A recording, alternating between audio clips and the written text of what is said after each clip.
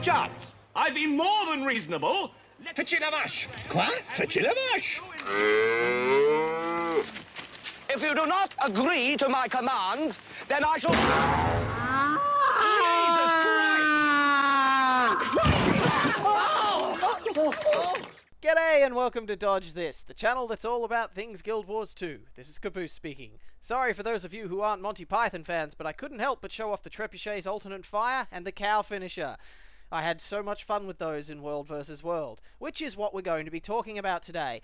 Specifically, World vs. World at a low level. Now, ArenaNet have stated that it's possible to jump straight into World vs. World almost as soon as you start a character in Guild Wars 1. What I wanted to find out over the last beta weekend was how viable that was. Now, when I first started World vs. World this weekend, I did it with my high-level Thief. However, I'd primarily focused on being melee with him. I know I could have switched to ranged weapons, but I preferred the melee approach to playing a Thief. However, thanks to the lag in World vs. World and my machine having optimization problems with the current client, I was getting around 10 frames a second and occasionally 2-second lag on my abilities, which just isn't possible to play with as melee. So I thought to myself, hey, what's it matter? I can roll a level 1 character and jump straight into World vs. World. So that's what I did. I quickly rolled up a Mesmer with the intention of being a primarily ranged one, completed the tutorial area, and that was it. Jumped straight into World vs. World. And it did highlight a few problems with the system.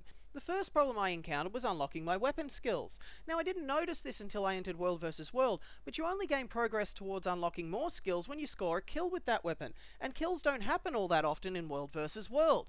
Fights with other players tend to result in them retreating rather than killing because of the waypoint system, and the NPCs out there have a lot of health, and trying to kill them with only one weapon skill takes a very long time indeed. The next problem I encountered was my lack of gold. Having started a fresh character, I was of course penniless. Now, while I could earn gold from doing mission objectives on the map and looting enemy players, all of that gold I earned went straight back into repairing my armor from wear and tear and being killed on the battlefield. This, of course, left me with no money whatsoever to purchase siege weapons and place them on the battlefield to help out my team, and I was also worried that had I played long enough, I'd have never accumulated the 10 silver I needed to buy my first trait book upon reaching level 10. As it turns out, I didn't need to worry too much about that because reaching level 10 within the beta in World vs. World alone wasn't really going to happen. I played for 2.5 hours and went from level 2 to level 5 in those 2.5 hours. That was a lot longer than it would have taken me to earn those levels in PvE.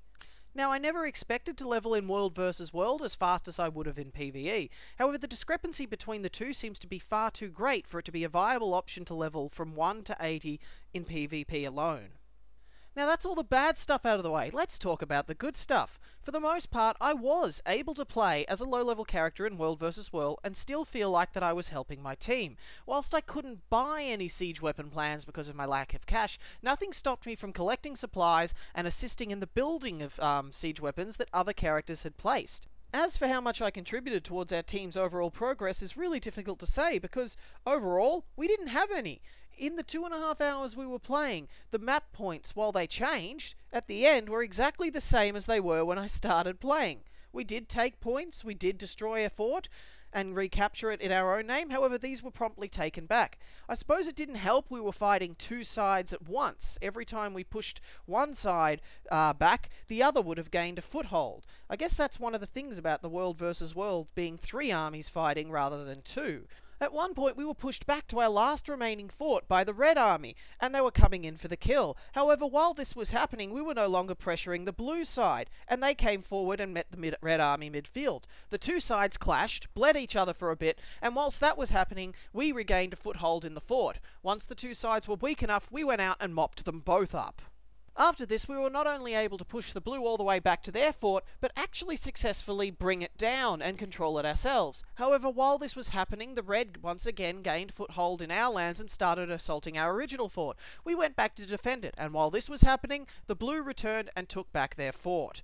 While at the end of the day we didn't gain any ground, the process of fighting over it and holding it was still a lot of fun. This constant back and forthing really reminded me of vanilla World of Warcraft back in good old Hillsbrad, where the fight between Tarren Mill and South Shore would keep going from one end of the spectrum to the other, with neither side ever really gaining any ground. This also really highlights the need to properly fortify and defend a location before you start moving out and trying to take another one. Looking back at all that happened over those 2.5 hours, I now realise that it doesn't really matter that I was a lower level, or even that I didn't have all my skills unlocked. I was only a single man in a massive army. If the army's disorganised and can't work together, then it doesn't matter how good you are as an individual player. You're not going to be able to make much of a difference. That being said, a few more tweaks really need to be made towards low-level world versus world. You really need to be earning more gold so that you can assist your team better and that keeping up repairs isn't too much of a hassle. You also need to be able to unlock skills faster. I really think that skills should be unlocked per swing or per hit of the weapon, not per kill. ArenaNet has showed us constantly over the beta weekends that if we complain about something enough, they will tweak it and they will fix it until it is enjoyable. Let's hope the same thing happens with the low-level world versus world, so those of you who have absolutely no interest in the Guild Wars 2 PvE can jump straight into the world versus world PvP and just go at it from there. As it stands at the moment though, I highly recommend unlocking all of your weapon skills before entering World vs. World. Once you've done that, however, I see no reason not to jump straight in there and just stay there if that's what you enjoy doing. Alright, this has been Kaaboose from Dodge This. As always, if you have any questions, queries, comments or complaints, send us an email at dodgethisbam@yahoo.com.au. Please like before you leave if you did like this, or subscribe if you want easy access to our newer videos. Alright, thanks for watching everyone, and I'll see you next time.